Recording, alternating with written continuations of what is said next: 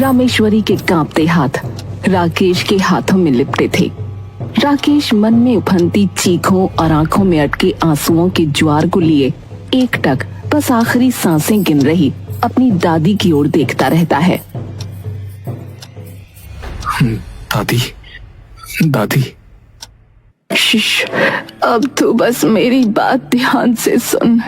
राकेश की आंखों से आंसू छलक आए। आज से गांव की बहुत ज्यादा दुर्दशा होने वाली है। मतलब दादी, क्या होने वाला है? रौद्र महामारी। मतलब? गांव पे संकट के बादल आने वाले हैं। पूरे गांव में घातक महामारी फैलने वाली है। पर कैसे? सारे ग्रहों का अब संयोग बदलने वाला है। जब शनि अपनी दृष्टि डालेगा और राहु सूर्य को निगल लेगा, तब वो प्रलय बीज फूटेगा और उस बीज के खतरनाक कण हर झील, हर नदी, खेत, हर फसल में फैल जाएंगे। मुझे दिखा था मुझे। वो बीज फूट चुका है। ज्वार बहुत जल्द आने वाला है। सब जम जाएंगे।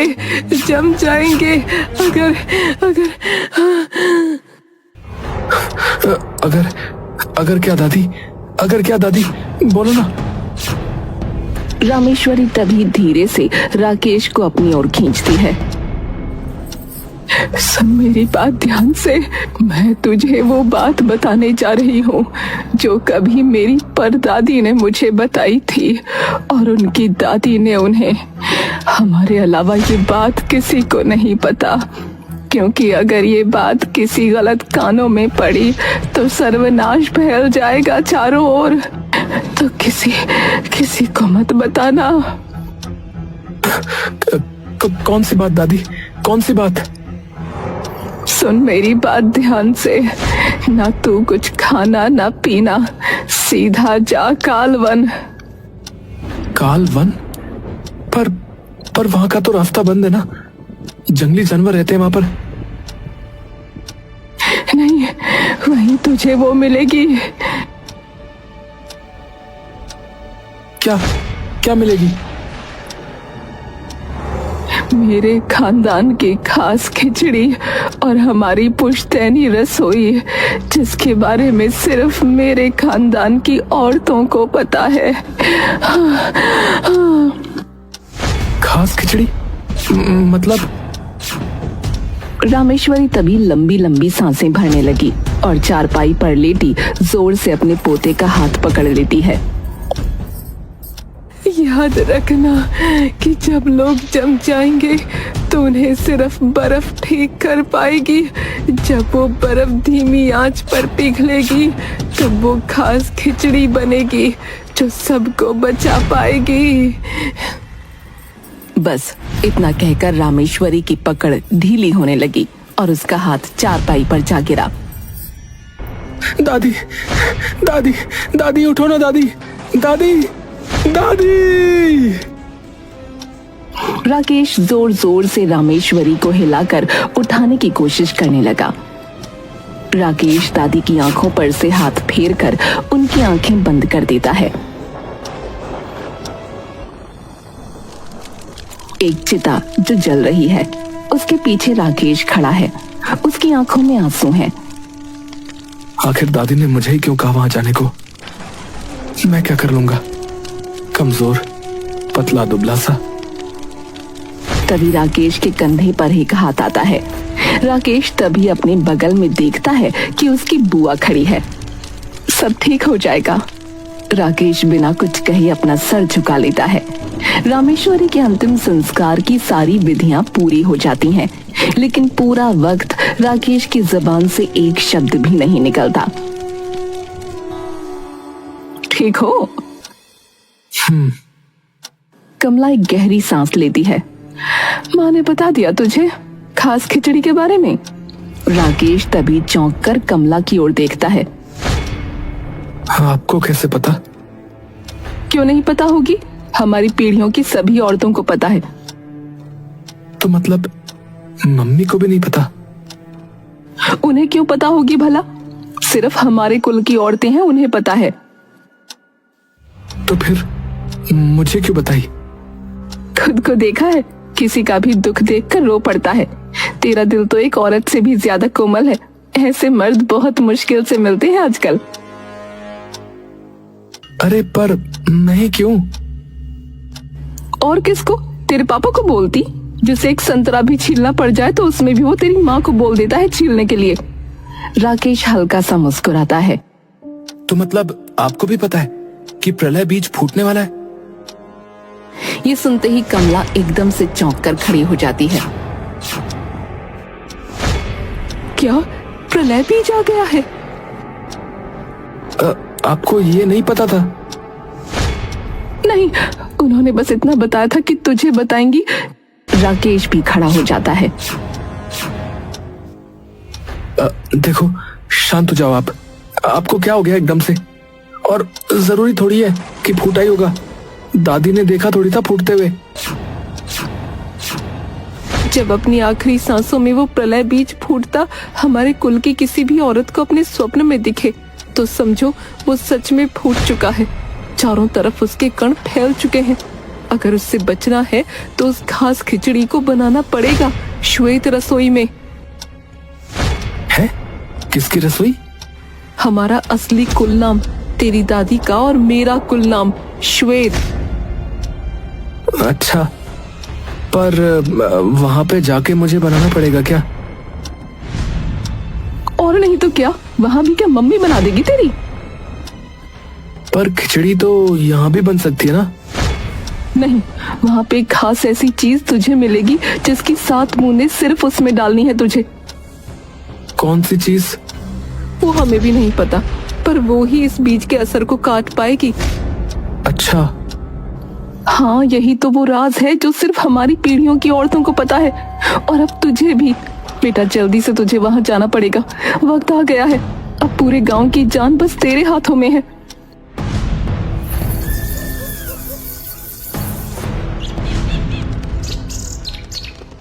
राकेश अपने बेड पर लेटा ऊपर की तरफ देख रहा है। पर मैं ही क्यों? और गांव में तो सब शांति दिख रहा है। तभी राकेश के कानों में जोर जोर से चीखने चिल्लाने की आवाजें पड़ती हैं। राकेश एक झटके में उठकर बाहर की ओर जाने लगता है। अरे भागो भैया!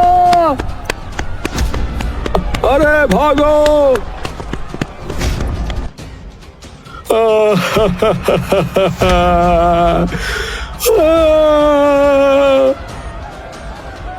अरे भैया, क्या हो गया? पूरा गांव मानो आंसुओं में डूब जाता है। राकेश का दिमाग अपने आसपास गूंज रही चीखों से इतना सुन्न पड़ जाता है कि उसकी सारी सोचने समझने की क्षमता खत्म होती जाती है।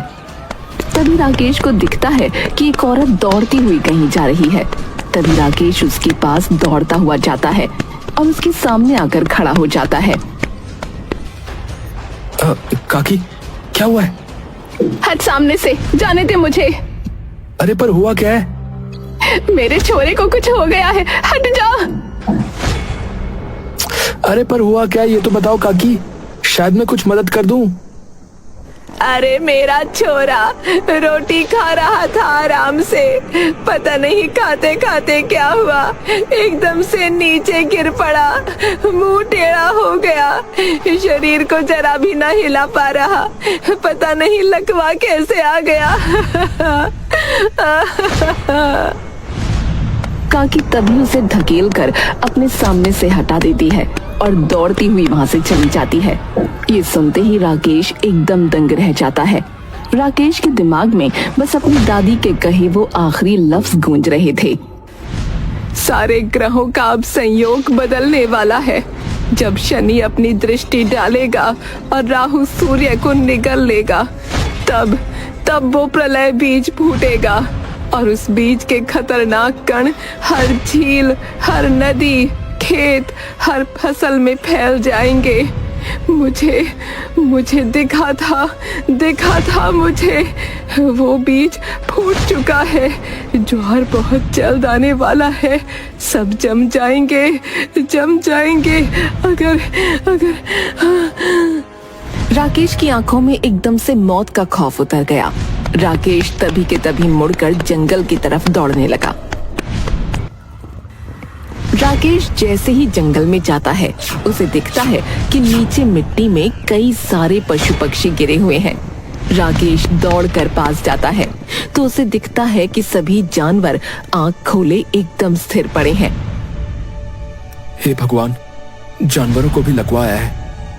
दादी का मतलब ये था जमने से।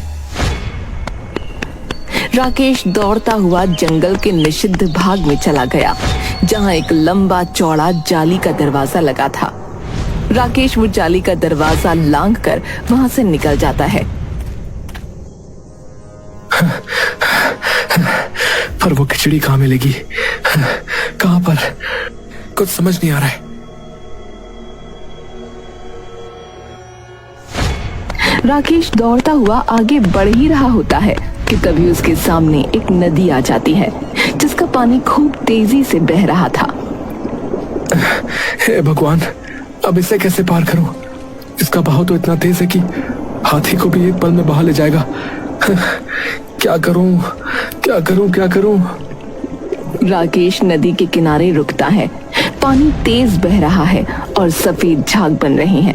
उसका दिल जोर जोर से धड़क रहा है। सामने उसे नजर आते हैं कुछ विशाल पत्ते, जो पानी की तेज धारा में भी स्थिर खड़े हैं, जैसे जंगल ने खुद रास्ता बना दिया हो। ये कैसे हो सकता है? पर शायद यही मेरा रास्ता हो।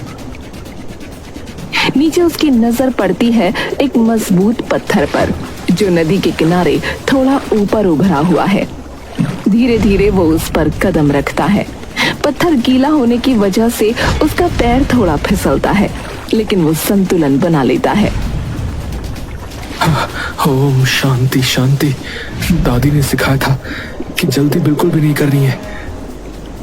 फिर वो पत्थर से पहले विशाल पत्ते पर छलांग मारता है। पत्ता हल्का हिलता है, उसका वजन झलकता है। राकेश अपने हाथ फैलाकर संतुलन बनाने की कोशिश करता है। नदी की तेज धारा पत्ते के किनारों से टकरा रही है। अरे संभल भाई, संभल। धीरे धीरे वो पत्तों पर कदम रखता है। कभी कभी पत्ता झुक जाता है, तब वो पत्ते का किनारा पकड़कर संतुलन बनाता है। एक तेज हवा का झोंका पत्ते को हिला देता है। राकेश अगले पत्ते पर कूदता है, जोर से उतरता है। उसका शरीर कांप रहा है, दिल तेजी से धड़क रहा है, लेकिन वो रुकता नहीं। आखिरकार कई कदमों और छलांगों के बाद राकेश सुरक्षित दूसरे किनारे पर उतरता है।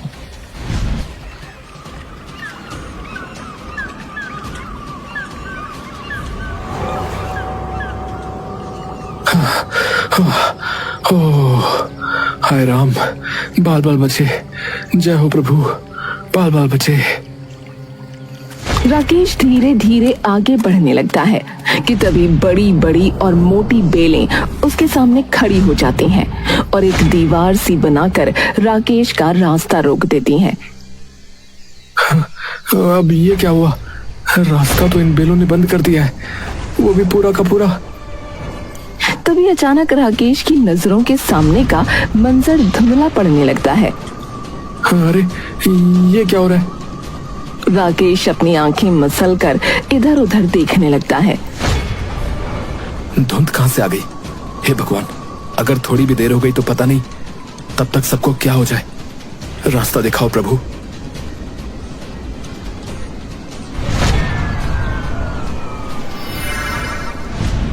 ये क्या है और ये कहां जा रहा है? राकेश उस बर्फ के टुकड़े का पीछा करने लगता है और थोड़ी ही दूर पहुंचकर देखता है कि बेलों के बीच में एक पतली सी जगह बनी हुई है। इसमें से तो मेरे जैसा पतला दुबला आदमी आराम से निकल सकता है। राकेश उस पतली सी जगह में आराम से निकल जाता है। मैं तो मैं तो यूं ही अपने दुबलेपन को कोसता था। हाँ। राकेश को एक बार फिर से वो बर्फ का टुकड़ा उड़ता दिखता है। राकेश तुरंत उसके पीछे चलना शुरू कर देता है। देखते ही देखते उसके कदम तेजी से आगे बढ़ने लगते हैं, लेकिन तभी किसी चीज से टकराकर वो धड़ाम से नीचे गिरता है।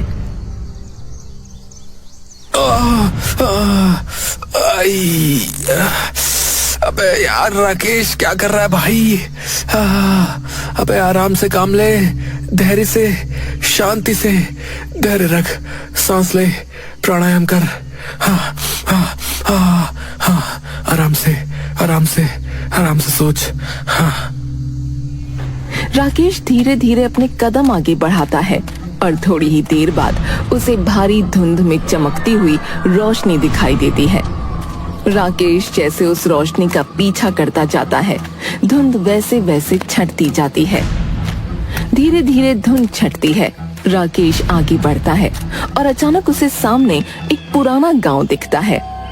चारों ओर टूटी झोपड़ियां, सूखे कुएं की परछाई और चुप्पी का भयानक सन्नाटा फैला हुआ था। हवा में अजीब सी ठंडक है, जैसे समय यहाँ रुक गया हो। अरे ये कौन सी जगह है? यहाँ तो कोई नहीं दिख रहा। वो इधर उधर नजर दौड़ाता है। अचानक उसे एक टूटी झोपड़ी पर लिखा दिखता है, शीतल गांव। शीतल? यही तो दादी का कुल नाम है। वो गांव के भीतर और आगे बढ़ता है, तभी उसे दिखता है कि सामने एक बहुत ही विशाल काय पेड़ है, जिस पर पत्तों की जगह बर्फ के टुकड़े लटके हैं, जिसके अंदर पत्ते हैं। राकेश थोड़ी दूर चलकर देखता है कि वहीं पास जमीन पर एक हिरन गिरा हुआ है, जिसके शरीर पर चोट लगी है और वो दर्द से करहा रहा है। हे भगवान, इसका तो खून बह रहा है। ओहो। राकेश दौड़ते हुए उस हिरन की तरफ जाता है, लेकिन तभी उसे दिखता है एक हवा में उड़ता हुआ बर्फ का टुकड़ा आकर उसके घाव पर गिर जाता है और पिघलने लगता है। जैसे ही उसमें जमे पत्ते का स्पर्श उस हिरन के शरीर से होता है, उसके घाव अपने आप भर जाते हैं। धीरे धीरे वो हिरन वापस अपने पैर पर खड़ा होने लगता है और दौड़ता हुआ वहां से चला जाता है। दादी ने कहा था, जब लोग जम जाएंगे तो उन्हें सिर्फ बर्फ ठीक कर पाएगी। जब वो बर्फ धीमी आंच पर पिघलेगी, तब वो खास खिचड़ी बनेगी जो सबको बचा पाएगी। यानी कि ऐसे 7 पत्ते मुझे डालने होंगे खिचड़ी के अंदर। राकेश उस बर्फ के वृक्ष के सामने जा खड़ा होता है। इतने विशाल पेड़ पे चढ़ूं कैसे? और आसपास कुछ चढ़ने का भी नहीं है। मुझे नहीं पता कि ये गांव क्या है और ये सब क्यों हो रहा है, लेकिन मुझे इतना पता है कि अगर मैं आज उस खिचड़ी के बिना वापस गया तो कई जिंदगियां दांव पे लग जाएंगी। और खोने का दुख मैं जानता हूं। परसों ही मैंने अपनी दादी को खोया है। मैं नहीं चाहता कि यह दुख अब किसी और को मिले। हे भगवान, कृपा करो।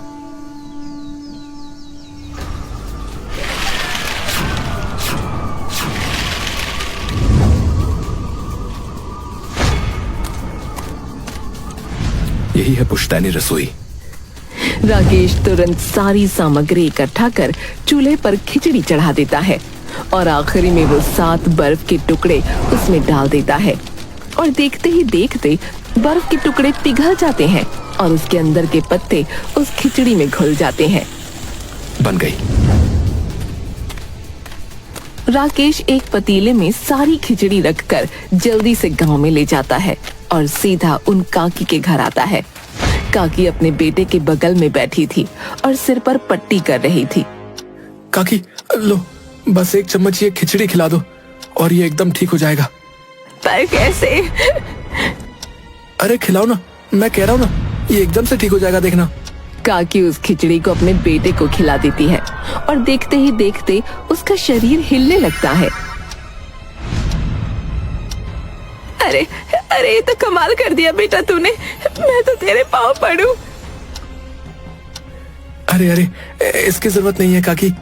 आप बस एक पतीले में ये खिचड़ी ले जाओ और जिनको भी जरूरत है उनको दे दो। अगर मैं अकेला गया तो वक्त लग जाएगा। ठीक है बेटा। थोड़ी ही देर में राकेश उस प्रलय बीज को ढूंढकर उस पर उस जादुई खिचड़ी को डाल देता है और कुछ ही देर में वो बीज पूरी तरह से नष्ट हो जाता है और अगला दिन चढ़ते चढ़ते सभी इंसानों और पशु पक्षियों के अंदर से उस प्रलय बीज का असर खत्म हो जाता है। कमला और राकेश बैठे बात कर रहे हैं। कमाल कर दिया।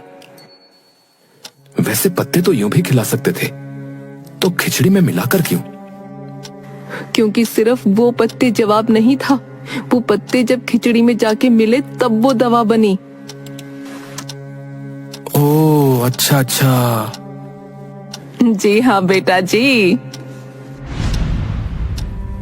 दादी, आज इस गांव को मैंने नहीं, आपने बचाया है।